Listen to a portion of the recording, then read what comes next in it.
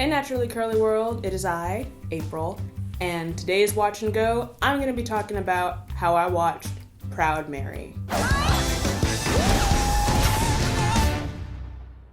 Who the hell are you? I'm Mary. This movie, you guys, absolutely blew me away. I'm still salty that Sony Pictures did not hype this enough, which is just nothing but some misogynoir, and we all know that misogynoir is the devil, but my Auntie Taraji P. Henson knocked it out of the park with this one, and while I wash my hair today, I'm gonna tell you guys how and why. I'm gonna start things off with the Oyen Handmade Oh My Glide, because although my twist out looks big, it is full of the secret that it's tangled as hell. So we're gonna go ahead and fix that. Then after that, I'm gonna hit my hair with the Mane and Tail Pre-Poo. Then we're gonna go into the Bounce Curl Moisturizing Shampoo. That's what I'm gonna be in the sink with today.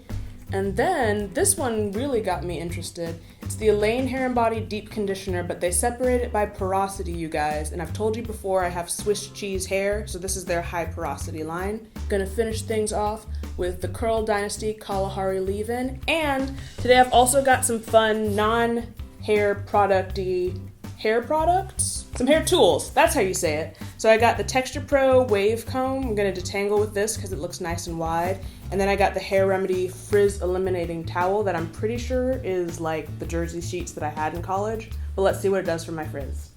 All right, so we start things off in Boston, which, believe it or not, you guys, has more than baked beans and cream pie. It's actually a hotbed of criminal activity, apparently. We open with the scene of Mary stalking her prey. She's got on a blonde wig, and she is about to take somebody out, and I don't mean for dinner, okay? Now, her mission is to kill everybody in the house, right? She hears somebody, and you know, as a contract killer, you're not about to leave a witness, right? So she creeps up, she goes in, she's already shed blood today, she's about to shed some more, and what does she see? It's a little boy. Just this dumb, tween-age kid, and he's got his headphones on, he's playing his Xbox. He doesn't even know that his dad is downstairs dead. And she just can't bring herself to kill him. She closes the door and she's out. We go ahead and we cut to, I believe, a year later, and we see how the boy's been living. Spoiler alert, not super great. He is actually a drug runner for the vaguely threatening Eastern European mafia of choice, and the leader of these guys is called Uncle, and he is just awful. He's beating on this kid. The beating that he got before he left really took its toll on him, and he passes out in the street. And that's when Mary comes back onto the scene. She comes in like an avenging angel. She swoops the child off the street, brings him not to a shelter, not to the cops. She brings him into her own home, you guys. Lays him up on her own designer couch. Their start is suitably rocky, you know. Even though that tenderness is there and she gets to it pretty quickly, he's kind of a piece of work. But as she's nursing him and getting him to open up and so forth, she reveals, she's just like, yeah, I know who you work for. Yeah, I know this, I know that, I know everything about you. How? She's not gonna tell him. But it comes out that she has been keeping tabs on this kid the entire year, just kind of keeping a watchful eye whenever she can. That's why she knew to be right there when he was getting mugged. I'm gonna go ahead and finish the rest of these twists off camera because it's gonna take a bit, but I'll be back for you guys when I start to shampoo. Okay, you guys, now I'm gonna go ahead and pre-poo. It is really cool to see not just a black gang family, even though you could make the argument that what is the mafia but a gang in suits, right? But it's really cool to see a kind of elegant black crime family for once. These people are wearing Armani. Taraji is drinking milk out of the organic glass bottles, you know, so they're a more refined class of criminal, and it's really cool to see that for black people specifically. I'm just gonna keep raking this pre-poo through my hair. I'm gonna go ahead and shampoo over the sink, and then we'll be back with some of the thrilling conclusions and the action highlights. All right, you guys, so while I was off screen, I went ahead and shampooed, rinsed, And now I'm on my deep conditioning phase in this super stylish sour cap. One of the biggest themes in the movie that I loved was women aren't to be owned. In fact, no person is to be owned, but because Taraji is a black woman, we're seeing this from a black woman's lens, it's black women cannot be owned. The most important men in a black woman's life, in a straight black woman's life, are gonna be her dad, her brother, her lover, and her son, right?